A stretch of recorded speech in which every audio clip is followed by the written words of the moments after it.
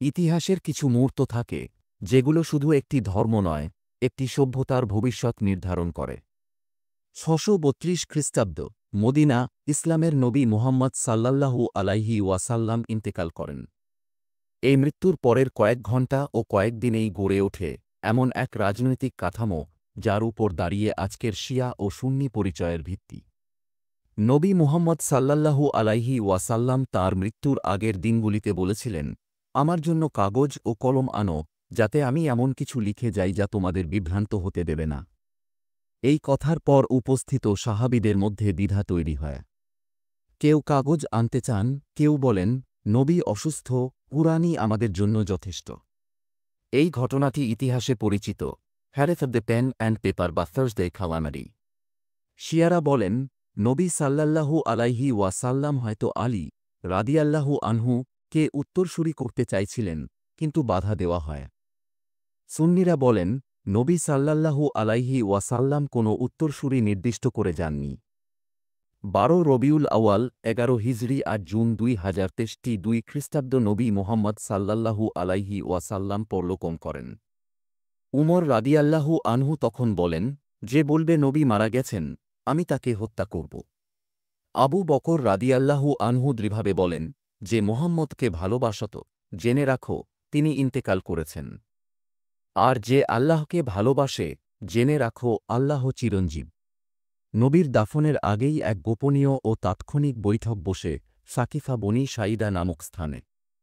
আনসাররা, মদিনাবাসী মুসলমানরা বলেন, আমরা থেকে একজন ও মুহাজিরদের থেকে একজন, দুইজন নেতা নিযুক্ত হোক। মুহাজিররা, মক্কা থেকে হিজরতকারীরা, বিশ্বাস করেন, নবী কুরাইশ ছিলেন, নেতৃত্ব কুরাইশদের মধ্যেই হওয়া উচিত। এই সময় উমর রাদিয়াল্লাহু আনহু আবু বকর রাদিয়াল্লাহু আনহুয়ের পাশে দাঁড়িয়ে ঘোষণা করেন, আমি আবু বকরের হাতে বায়াত দিচ্ছি।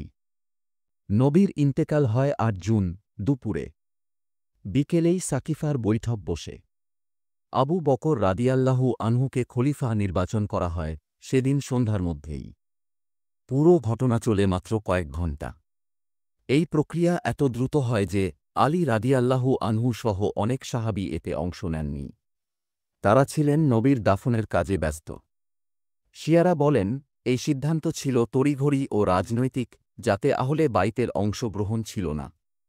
আলী রাদিয়াল্লাহু আনহু ছিলেন নবীর ঘনিষ্ঠ চাচাতো ভাই ও জামাতা। নবী মুহাম্মদ সাল্লাল্লাহু আলাইহি ওয়াসাল্লাম তাকে বলেছিলেন, আমি জ্ঞান নগরী আর আলী তার দ্বাররক্ষক। এছাড়াও নবী সাল্লাল্লাহু আলাইহি ওয়াসাল্লাম তাকে ভালোবেসে বলেছিলেন, তুমি আমার ভাই, এই দুনিয়াতেও এবং আখিরাতেও। তাঁর অবস্থান ছিল স্পষ্ট, তিনি বিশ্বাস করতেন, নবীর পরিবার থেকেই নেতৃত্ব আসা উচিত। কিন্তু তিনি আবু বকর রাদিয়াল্লাহু আনহুয়ের প্রতি প্রকাশ্যে বিদ্রোহ করেননি। দাফনের পর ৬ মাস পর্যন্ত তিনি বাইয়াত দেননি। শিয়ারা বলেন, তিনি বাধ্য হয়ে বাইয়াত করেন। সুন্নিরা বলেন, তিনি পরে নিজেই ঐক্যের জন্য তা করেন।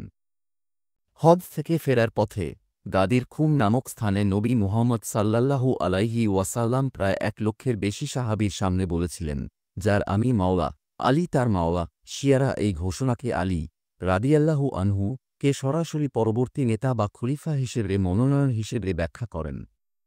অন্যদিকে সুন্নিরা বলেন, এটি ছিল আলীর প্রতি ভালোবাসা, মর্যাদা ও ঘনিষ্ঠতার ঘোষণা, নেতৃত্ব বা খিলাফতের নয়।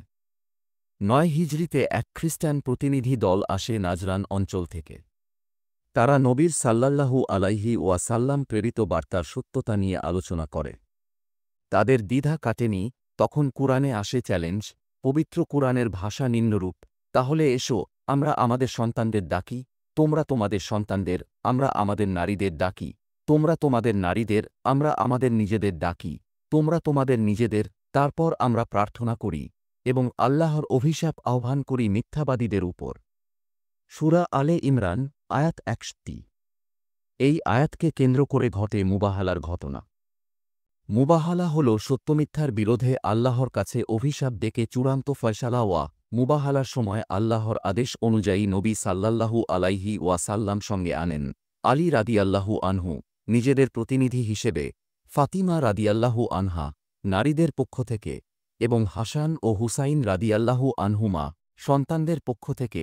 শিয়ারা বলেন, এই আয়াত ও ঘটনা প্রমাণ করে যে আহলে বাইত ছিলেন নবীর সাল্লাল্লাহু আলাইহি ওয়াসাল্লাম সত্যের প্রতিনিধি এবং আল্লাহ নির্ধারিত উত্তরসূরি। সুন্নিরাও এই ঘটনার গুরুত্ব স্বীকার করেন, কিন্তু শাসন ব্যবস্থার ক্ষেত্রে তারা ইজমা বা পরামর্শকেই প্রাধান্য দেন। শিয়া শব্দটি এসেছে শিয়াতে আলী থেকে, যার অর্থ আলী রাদিয়াল্লাহু আনহু এর অনুসারী বা আলীপন্থী। তারা বিশ্বাস করেন নবী মুহাম্মদ সাল্লাল্লাহু আলাইহি ওয়াসাল্লাম আলী রাদিয়াল্লাহু আনহুকে নেতৃত্বের জন্য মনোনীত করেছিলেন। খিলাফত হবে ইমামত ভিত্তিক আল্লাহ নির্ধারিত। সুন্নি শব্দটি এসেছে আহলুস সুন্নাহ ওয়াল জামাআহ থেকে, যার অর্থ নবী মুহাম্মদের সুন্নাহ ও সাহাবায়ে কেরামের ঐক্যবদ্ধ পথের অনুসারী। সুন্নি বিশ্বাস করেন নবী সাল্লাল্লাহু আলাইহি ওয়াসাল্লাম কাউকে মনোনীত করেননি। খিলাফত হবে পরামর্শের ভিত্তিতে। আবু বকরের রাদিয়াল্লাহু আনহু নির্বাচনের মাধ্যমে উম্মাহ ঐক্য রক্ষা পেয়েছে। আবু বকর রাদিয়াল্লাহু আনহু নবীর সাল্লাল্লাহু আলাইহি ওয়াসাল্লাম সাথী সহধর্মযাত্রী। নবী সাল্লাল্লাহু আলাইহি ওয়াসাল্লাম তাঁকে ডাকতেন আসিদ্দিক, সত্যবাদী। তিনিই ছিলেন হিজরতের সহযাত্রী, কুরআনে যার কথা উল্লেখ আছে যখন সে তার সাথীকে বলেছিল, চিন্তা করো না, আল্লাহ আমাদের সাথে আছেন। তিনি খিলাফত পেয়ে ইসলামকে ধ্বংসের হাত থেকে রক্ষা করেন। আলী রাদিয়াল্লাহু আনহু জ্ঞান, ন্যায়বিচার ও সাহসিকতার প্রতীক। নবী সাল্লাল্লাহু আলাইহি ওয়াসাল্লাম তাঁকে বলেছিলেন বাবুল ইলম, জ্ঞানের দরজা। তিনি ছিলেন কুরআনের জীবন্ত দৃষ্টান্ত।